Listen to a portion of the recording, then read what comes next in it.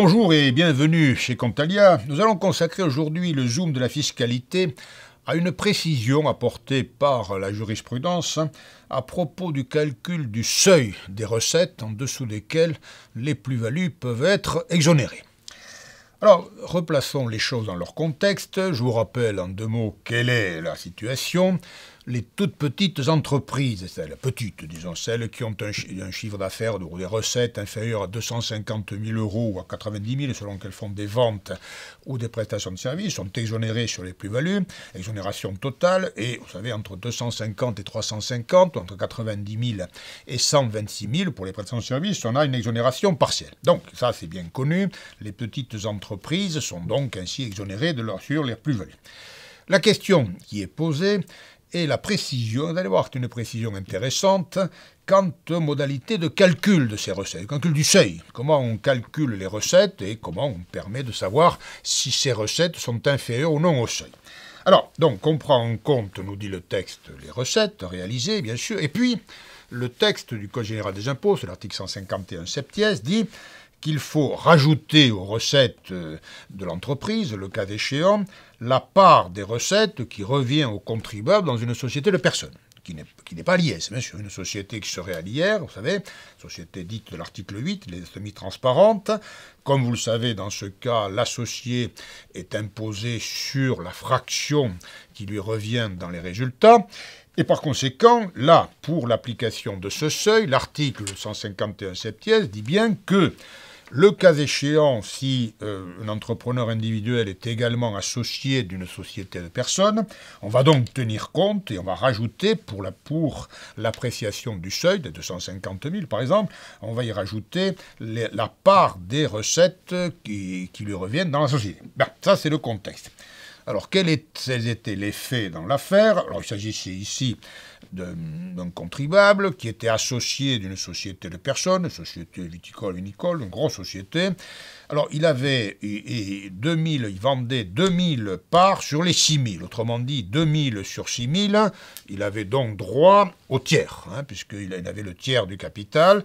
Donc, il avait droit au tiers des recettes. Oui, c'était ça, sa part. Et simplement, ici, il était également gérant de la société, et donc il avait reçu de la part de la société une rémunération, en même temps pour exercer ses fonctions. Or, comme vous le savez, ça tout le monde le sait, pour calculer le résultat d'une société de personnes, les sommes qui sont ainsi versées aux associés ne sont pas déductibles, vous voyez, puisque les associés sont imposables sur la part qui leur revient dans les recettes, dans les résultats aussi. Donc, les rémunérations qui se versent, les associés, ne sont pas déductibles pour le calcul du résultat. Par conséquent, voilà quelle était la question. Je viens de vous l'indiquer à l'instant, il avait droit au tiers des recettes. Bon, très bien, on fait le tiers. Mais comme il avait reçu ces rémunérations, je répète, non déductibles pour le calcul du résultat de la société, l'administration fiscale avait dit, eh bien, puisque ces rémunérations ne sont pas déductibles, on va ajouter ces rémunérations au tiers en question, la part de recettes qui vous revient, on ajoute ça. Et alors évidemment, en ajoutant ces rémunérations, il dépassait le seuil des recettes, il n'était plus exonéré, vous voyez. C'est-à-dire que l'enjeu pour lui était évidemment très important. Si on y ajoutait, comme l'avait fait l'administration, la rémunération à la part de recettes qui lui revenait, il dépassait le seuil d'exonération, et en revanche, si on ne les ajoutait pas, il était en dessous du seuil, et la plus-value était exonérée. Et donc, c'est le Conseil d'État qui a été amené à trancher, et je vous dis tout de suite, elle a donné raison aux contribuables. Le Conseil d'État donne raison aux contribuables. Parce qu'en effet, et la motivation ici du Conseil d'État est bien intéressante. Vous savez, à plusieurs reprises, j'ai eu l'occasion de vous le dire dans certains zooms, notamment le dernier zoom, ce n'est peut-être quand il s'agissait d'apprécier, toujours pour l'exonération des plus-values d'ailleurs, la durée d'activité de 5 ans. Et nous avions dit, le Conseil d'État fait une lecture littérale. On lit, il faut lire littéralement et appliquer littéralement les textes. Et c'est le cas ici, n'est-ce pas? L'article 151 septies dit, on tient compte de la part qui revient dans les recettes d'une société de personnes.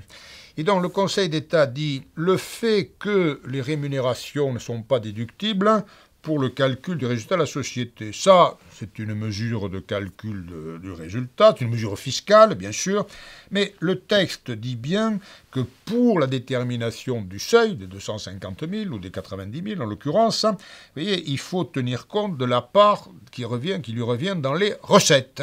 Et donc, il n'y a pas à rajouter cette fraction de rémunération non déductible, parce que ça, la non-déductibilité, ça ne concerne pas le calcul des recettes, ça concerne simplement le calcul du résultat.